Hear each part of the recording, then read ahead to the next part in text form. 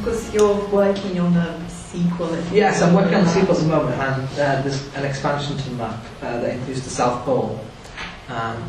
Because the South Pole isn't on this map, although places in the South Pole are mentioned.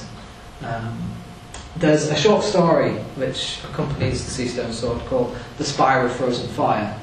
It's the backstory of one of the minor characters, which is set again in the South Pole, which caused a lot of frustration for some people because it's places that aren't included on the map, so I've definitely got to draw that. The only problem with drawing the South Pole is, how do you draw the South Pole? Because everywhere is north at this point, and so you've got to go around the edges, working out, okay, this part from that map should be there, and that part should be over there. I've got to stretch bits out at the end. It's taken a lot of working out, but I've always known what's kind of here, there, and everywhere. But it's, I think that's the reason I put off. Jumping topic slightly, do you have a writing routine? Do I have a writing routine? I often employ Douglas Adams' technique of staring at a blank piece of paper until my forehead bleeds.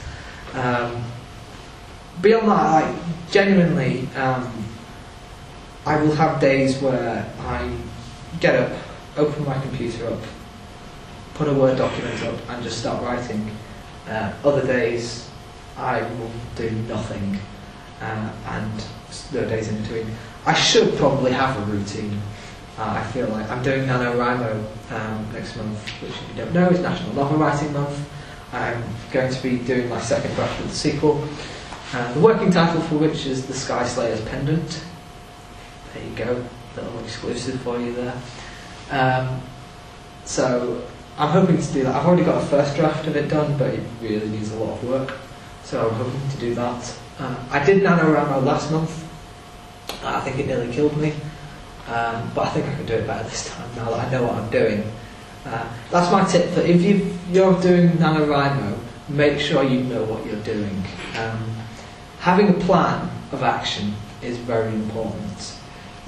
I have written in the past where I've only had a kind of idea, okay, I want these characters to go in vaguely that direction.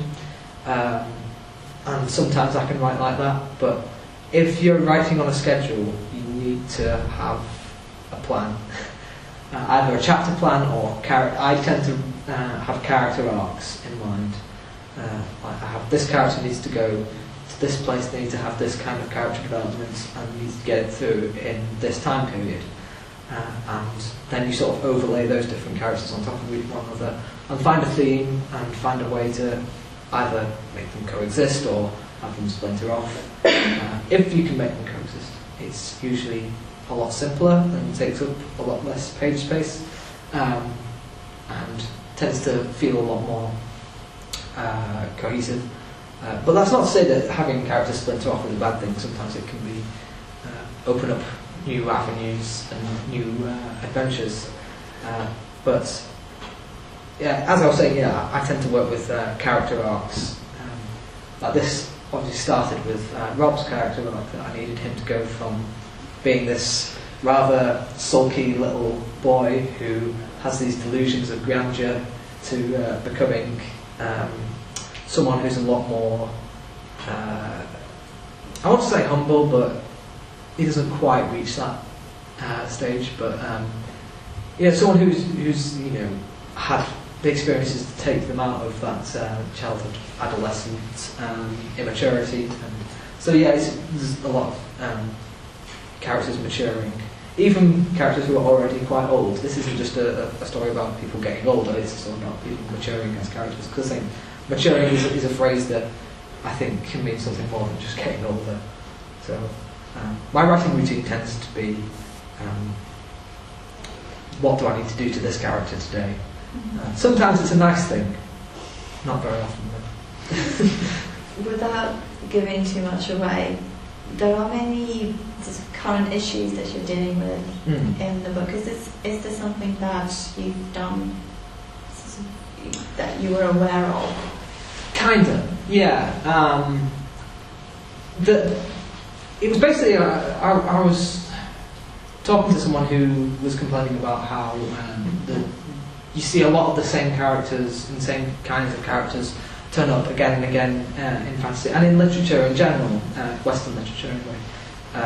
So it seemed to be like, why not have a more diverse cast? I mean, this is a fantasy world. This is a world that is completely mad and weird compared to our own. Why would you make it less interesting and less diverse than our own? I couldn't justify that, so I said, all right, I'm going to have a more diverse cast. It wasn't, a case of forcing it in there. It was a case of, every time a character comes up, say, okay, do they need to be, your generic straight white guy who's got a dark history? This is the kind of fantasy character we see all the time.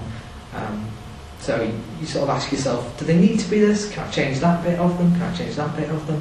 Can I make them have this kind of story? Can I make this character happy? I think is a question that a lot of fantasy authors need to ask themselves. George R.R. Martin, can at least one character be happy? So yeah, a lot of it was down to just having this attitude of there's no reason to keep every character the same, and it becomes more real in that sense. I think the more bizarre and unusual your world is, I think the more grounded it has to be in reality. And let's face it, reality, we have a very diverse cast of people in the real world. Not everyone is a man, for example, so you've got to make sure, okay, don't make every character a man. It's just very simple. Not every character is heterosexual, so don't make every character heterosexual. Just things like that where you just think to yourself, okay, do I have to have every character being the same, or can I have it be more interesting? Have it be more real, have it be more, true to life? Because I think you need that to ground it, otherwise it just becomes, it's less successful, I think. It becomes just another layer of strangeness in an already strange world. Well, your theory appears to have proven absolutely right, because you were published, first of all. Could you give us a little sort of detailing of what it's like to be published or to try to get your work published? And you've talked about this beforehand. Yeah, it's a very strange experience, I have to say, because I was working just at a minimum wage. I try not to put anyone in jeopardy, but not quite a minimum wage job. If any lawyers are watching. But yeah, and was in a really bad place because I had a manager who was very horrible and abusive, and I was very upset at the time and very down. And getting published is very, very difficult because the industry almost closes itself off to new talent. To get a publisher, 99% of the time you need to have an agent. To get an agent, 99% of the time you need to have had something published. So it's this horrible catch-22 where it seems impossible to get anything done. A lot of times what happens is, this is why you see a lot of journalists getting published, because it's people who have worked in publishing, it's a form of publishing, and so a lot of writers you'll see have also written for newspapers and magazines. And Neil Gaiman's written for thousands of magazines over his time, and comic books. He's a guy who's been very diverse and has written here, there and everywhere.